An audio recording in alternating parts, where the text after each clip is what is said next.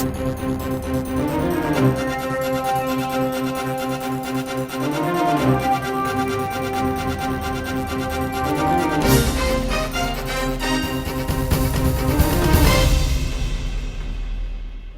विधानसभा निवडणुकांसाठी सर्व विरोधी पक्षांनी त्यांच्या उमेदवारांच्या याद्या प्रसिद्धीस दिलेल्या आहेत.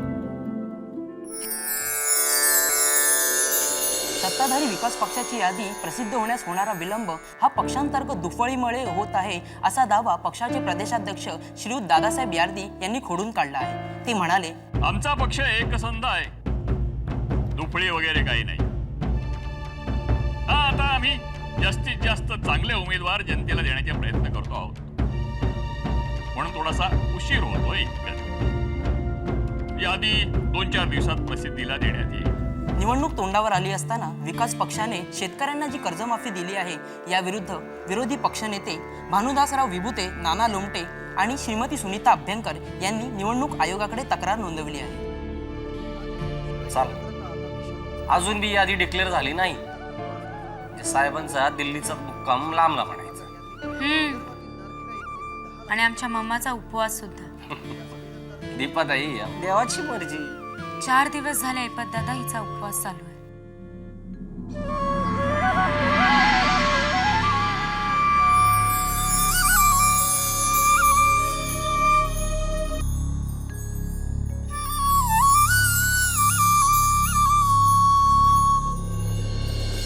एवढी काळजी कशाला करायची? निवडणुकांचा गोंधळ हा काही नवीन आहे का? पप्पा 8व्यांदा उभे राहतात विधानसभेला. खरंच खूप काळजी करतात नी. हे उपास तापास म्हणजे अवघडच आहे आता. आणि सगळं तर मिळालंय की आपल्याला आयुष्यात. एवढी वर्ष पप्पा मंत्री आहेत. 25 वर्ष तरी झाली असतील पप्पांना पहिलं मंत्रीपद मिळालं. हा ना. आता काय गरज आहे त्यांच्या राजकीय भविष्याची काळजी करण्याची? मंजू जी साहब. वो आज मेरा ट्रेन का टिकट कैंसिल कर लो. जी साहब. और वो कल के संध्या शाम को कर लो. ठीक है साहब. आज दिवसात 3 वेळा तिकीट कॅन्सल केले मी. महाराष्ट्रातल्या एका सिनियर मिनिस्टरला असं वागवत्या दिल्लीत. 3 दिवस झाले. 3 पक्षश्रेष्ठींना भेटायला येळ होत नाही मला. पर दिल्लीकर असे वागले म्हणून दिल्लीवर स्वारी करून तख्त फोडायची सोय राहिली नाही आजकाल पूर्वीसारखी. अरे म्हणून दिल्लीकर असं वागत्या. सध्याच्या राजकारणात युद्ध हा ऑप्शन शिल्लक राहणं फार वाईट झालं बघा. बाकी दलपतराव तुमच्या आयडिया भन्नाट असत. हे दिल्लीचं तख्त फोडायची आयडिया लई वेस आहे. युद्ध करणं, स्वाऱ्या करणं अलाउड असतं तर माझ्या डोळ्यासमोर दृश्य तरळत आहे बरं का चिमनराव. तुम्ही ना आपले सीएम बसलात एका स्तंभूत पानपतावर आणि चर्चा करताय दिल्लीचं तख्त कधी फोडायचं. त्यावेळी देखील मी त्यांच्याबरोबर बसणार नाही. का हो? अहो तो माणूस माझ्या शेजारी आला ना तरी माझ्या पाठीत एक वेदनेची सणक उठते बघा. पाठीत कसले यज्ञाची? पाठीत खंजीर खुपसल्याची. काय साहेब बोलण्यात आपल्याला कुणी तुम्ही ऐकणार आहात का ते? पण मी सांगतो बरं का सीएम साहेब, ही विल एन्जॉय इट. हा तुमची परवानगी असेल तर. परवानगी कसली मागताय सांगा ना, सांगा. त्या गोडबोल्या माणसाला एकदा तरी कळू दे की पुरत्या महाराष्ट्रात एका नेता कोण येणार त्याला पुरतं ओळखले.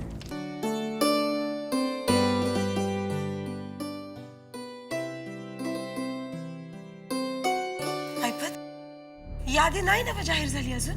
नाही ना. बघा ना, म्हणजे असं पहिल्यांदाच घडले. 3 दिवस त्यांना दिल्लीत बसावं लागले तिकिटासाठी. वहिनी साहेब, देवाची मर्जी. अक्का साहेब, आज जेवायला काय करायचं?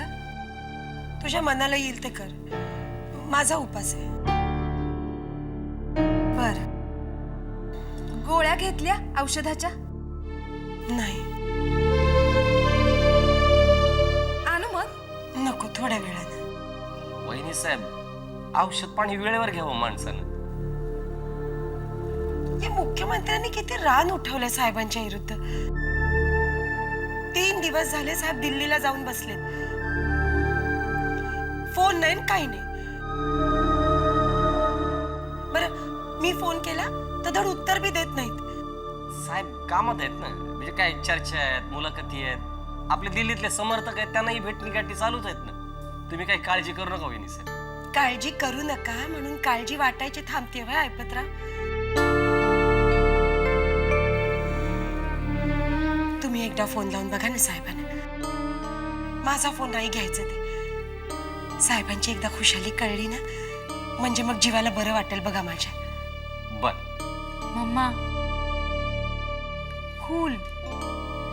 किती काळजी करतेस तू अगं, आणि तेही तिकीट मिळेल की नाही यासाठी. काळजी तिकिटाची नसते पोरी, काळजी आपल्या माणसासाठी वाटते. तू राहू देत, तुला नाही कळायचं ते एवढं.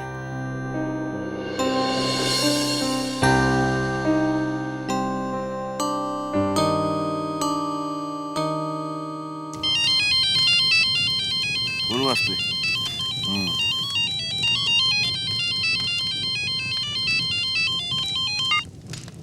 आता याचा अर्थ आम्ही काय काढायचा सांगा ना, सांगा तुम्ही. 6 राज्यात निवडणूक आहेत चिमणराव. पक्षश्रेष्ठी तरी काय करणार? त्यांना सगळ्यांना सांभाळून घ्यायचंय. महाराष्ट्रातल्या सगळ्या मोठ्या नेत्यांना भेटी मिळाल्या. मला ठेवलं 3 दिवस ताट कळत. नाही पक्षश्रेष्ठी असं का वागतायत हे आता मला चांगला अंदाज आलाय. मला कुठल्या दिशेला व्हायला लागलाय हे मला बरोबर कळतंय आता. तरी देखील मी शांत सबुरीने बसलोय, कारण मी निष्ठावंत आहे. सत्याच्या लोभाने इथं बसलोय असं कोणाला वाटतं कामा नये. नाही, तुमच्या निष्ठेविषयी कोणालाच शंका नाही चिमणराव. हा म्हणजे आता निष्ठेला काय अर्थ राहणार नाही है ना. सगळा खेळ हा राजकारण हा सगळा पैशाचा खेळ झालाय. बाकी कशालाच काही किंमत नाही. पैसा काय सगळ्यांच्याकडेच आहे. कोण कमी आहे आजकाल राजकारणात पैशाला? म्हणजे तुम्हाला काय म्हणायचंय, मी पैशाचं राजकारण खेळतोय असं सुचवायचं का काय? नाही, तसं नव्हतं म्हणायचं मला. मी फक्त जनरल कंडिशन सांगत होतो आजकालच्या राजकारणाची. असं कधी टोकदार बोलला होता तुम्ही मला? नाही, आणि आत्ताही बोलत नाही मी. तुम्ही ते मनातून काढून टाका. प्रदेशाध्यक्ष पदाच्या रेसमध्ये तुम्ही मला पाठिंबा दिलात हे मी कसं विसरेल? नाही माणूस विसरतोय. असं काय आहे, एखाद्याचं चांगलं काम करा म्हणा तो लक्षात ठेवत नाही ते.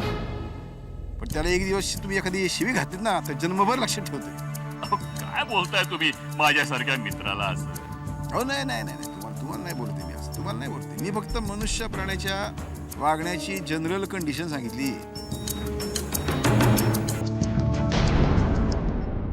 ऐपतराव, मुनींजी भेटले की त्यांना सांगा मला त्या फाउंडेशन सीडचे हिशेब बघायचे. जी पाठवतो म्हणून दिलं. गेले 4 दिवस या विषयावर बोलायचं होतं तुमच्याशी ऐपतराव, पण मनच थाऱ्यावर नाही ना बघा. आणि या टायमाला आपल्याला ते H4 बियाणं नको बरं का. लई आपल्या टेम्परेचरला भरत नाही हो कणीस त्याचं. ते पश्चिम महाराष्ट्रात समजा ठीक आहे. बर वहिनी साहेब, ते आंब्याची रोपं मागवायचं म्हणत होता ना तुम्ही, ते रत्ना D1 का काय ते? अहो यंदा तर दापोलीहून आंब्याची रोपं मागवायचं म्हणत होते मी.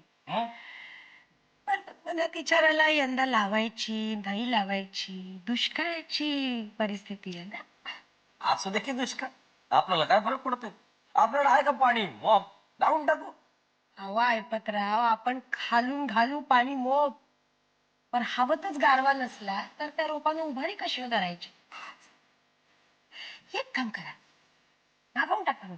जूनच्या दुसऱ्या आठवड्यात, जुलैच्या पहिल्या आठवड्यात लावून काढा. अहो दुष्काळ जरी आला तरी आकाशात ढग येणारच नाहीत असं थोडीच. थोडी जरी सावली मिळाली ना रोपांना तरी खालच्या पाण्याने तरतील रोप आपली. खरंय मागवून टाका. वहिनी साहेब, तेवढा विचार करता तुम्ही? काय पत्रा, खरं तर माझ्या दीपकने करायला पाहिजे तो ही सगळी कामं येता जाता, तो नाही लक्ष घालायचा. आणि साहेबांना तर उसंतच नाही, एवढा डोलारा मांडून ठेवलाय त्यांनी. मग आपण नको का थोडाफार हातभार लावायला? खरंय वहिनी साहेब, खरंय. वहिनी साहेब, तुम्ही कर्तृत्वान आहात म्हणून एवढी बहरली शेती. अहो कसलं कर्तृत्व आणि कसलं काय ऐपतराव. साहेबांना वेळ नाही म्हणून जी कामं जशी जमतील ती आपल्या वकुबानं आपल्या आकलेनं जमतील तशी करून टाकते मी बघा. असो, एक विनंती आहे तुम्हाला. बोला. तुम्ही जरा सबुरीने घ्यावं, जरा शांत राहायला हवं. तुम्हाला एक सल्ला देतोय मी, तुम्हाला कदाचित आवडणार नाही, पण तरीही सांगतो. ऐका, शेवटी निष्ठाच कामाला येईल. हा, निष्ठा. हे बघा दादासाहेब, मुख्यमंत्र्यांनी 90 साली पक्ष सोडला त्यावेळेला आपल्या पाठीत खंजीर खुपसला. गेली इलेक्शन, गेली आपली ती. आता पक्ष त्यांना कोणत्या निष्ठेच्या निकषावर सीएम म्हणून ठेवतोय ते ऐकायला आवडेल की आम्हाला? आता ते मी काय सांगू. काय नाही हो, एकच निकष आहे, एकच पैसा. हे बघा, प्रदेशाध्यक्ष म्हणून नाही, पण एक मित्र म्हणून विनंती आहे तुम्हाला. तुम्ही जरा सबुरीने घ्यावं प्लीज. दादासाहेब, तुमच्या बोलण्याचा रोग कळतोय आम्हाला, पण हे बघा, हे आत्ता मी तुम्हाला कुठलंही आश्वासन देऊ शकत नाही.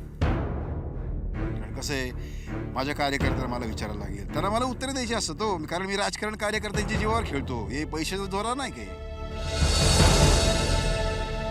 ही आक्रमक भाषा झाली चिमणराव. हा, तसं समजा. ठीक आहे, मी काय बोलणार नाही पक्षश्रेष्ठीनं यातलं. नाही नाही नाही, सांगा ना, सांगा. आणि तुम्ही सांगितलं नाही तरी त्यांना कळणारच आहे. हे आमचे दलपतराव आहेत नाही ते का हो? नाही, मी माझ्याकडून काही सांगणार नाही. नाही सांगितलं तरी हरकत नाही. दादासाहेब, सांगा त्यांना, सांगा चिमणरावची भाषा बंडाची नाही आहे, पण कार्यकर्त्यांचा दाब वाढला तर मात्र नाविलाज आहे आमचा. हा दादासाहेब, मी सिरियस आहे, नाहीतर दलपतराव इथं असताना हे बोललोच नसतो मी.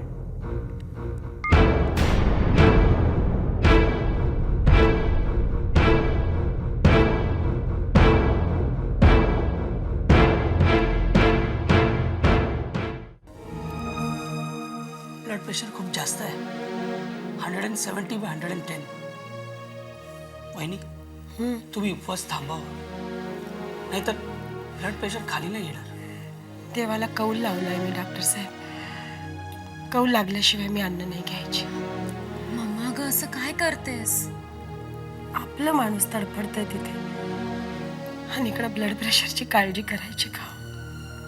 मी अजून एक गोळी देतो. अहो, त्या गोळीमध्ये झोपेचं औषध असेल तर देऊ नका डॉक्टर साहेब. Mama, this is too much. असं का करतेस? अरे, झोपेचं औषध घेऊन देवासमोर बसायचं का दीपा? वहिनी साहेब, एक सांगू, तुम्ही लय काळजी करताय आपल्या साहेबांची. हा, अहो आपलं साहेब म्हणजे काय लहान असा मी होय? अहो, दिल्लीकर नाही मनमानी करू शकणार आपल्या साहेबांनीचे. त्यांची ताकद तरी काय लहान आहे होय? अहो, 3 जिल्हे, 15 आमदार, 3 खासदार, 4 इंजिनिअरिंग कॉलेज, 2 मेडिकल कॉलेज, 1 मोठं वृत्तपत्र, झालंच तर 2 साखर कारखाने, कॉपरेटिव्ह संस्था. अहो, ताकद म्हणायची का काय आपल्या साहेबांची होय? आणि बॅकग्राऊंड म्हणजे तरी नक्की काय असतं हो? अहो, पण त्या मुख्यमंत्र्यांची ताकद बी कुठं कमी आहे? समद्या ताकदीनिशी आमच्या साहेबांच्या वाईटावर टपलाय त्यो. अहो, तो घाबरतो आपल्या साहेबाला म्हणून तो हेच आवडपणा. ताकद मोठी आहे त्याची. असू द्या ना बाई, खुर्चीचा माज आहे समजा.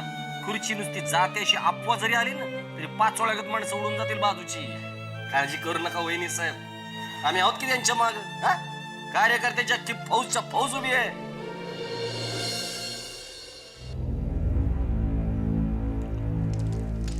चला चिमणराव, मला निघायला हवा. अहो, थांबा की, थांबला असं तर. नाही निघतो.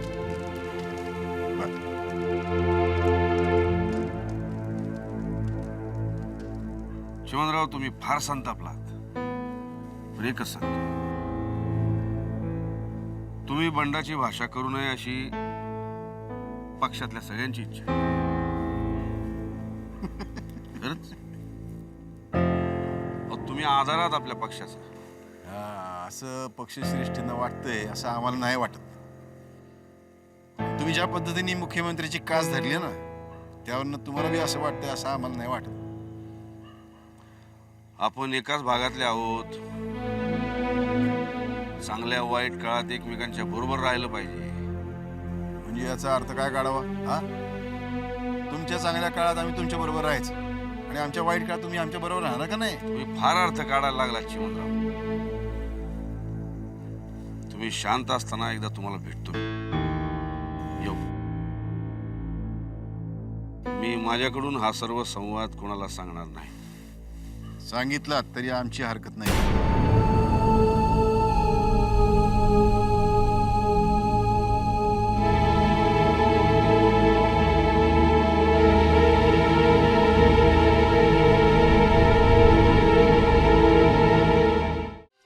दादासाहेब, माझ्या मागे देखील कार्यकर्त्यांची फौज आहे, लक्षात ठेवा. चिमणराव, अहो तुमची ताकद कुणाला माहित नाहीये, पण दिवस हे असे आहेत. अर्थात निर्णय मात्र तुमचा आहे. पण एक मित्र म्हणून तुम्हाला सांगतो, दिवस बदलले, राजकारण बदललंय. अहो सगळ्या राजकीय पक्षांची फाळका उडतायत. हा, पक्षश्रेष्ठीने अशी बेपर्वाई दाखवलं ना तर आणखीन पण उडतील. चिमणराव, तुम्ही बंडाची भाषा केलीत म्हणून तुम्हाला भेटायला विमान पकडलं आणि आलो. चिमणराव, एक गोष्ट लक्षात घ्या, आपला पक्ष म्हणजे एक प्रचंड वारी आहे. तुम्ही स्वतंत्र दिंडी काढू शकाल, पण वारी नाही काढू शकणार. चिमणराव, तुमच्या बाबतीत जे घडतंय ना ते मला सुद्धा मान्य नाहीये. काय करणार, फोनवर सगळं बोलता आलं नाही म्हणून प्रत्यक्ष तुम्हाला भेटायला आलो. सध्या जरा राजकीय वनवासात जाण्यापेक्षा समजुतीनं घ्यावं हा माझा तुम्हाला सल्ला आहे. पक्षश्रेष्ठीने काही सांगा वगैरे दिलेला नाहीये, पण सध्या ताणून न धरण्यात शहाणपण आहे असं मला वाटतं. चिमणराव, तुमच्या भोवती जे वादळ घोंगावते ना ते नीट लक्षात घ्या. यावेळी त्यातून सावरून स्वतःचं राजकीय अस्तित्व टिकवणं ही प्रायोरिटी ठेवा. मी तुमचा अजूनही मित्रच आहे. यापेक्षा आणखीन स्पष्ट काय सांगू.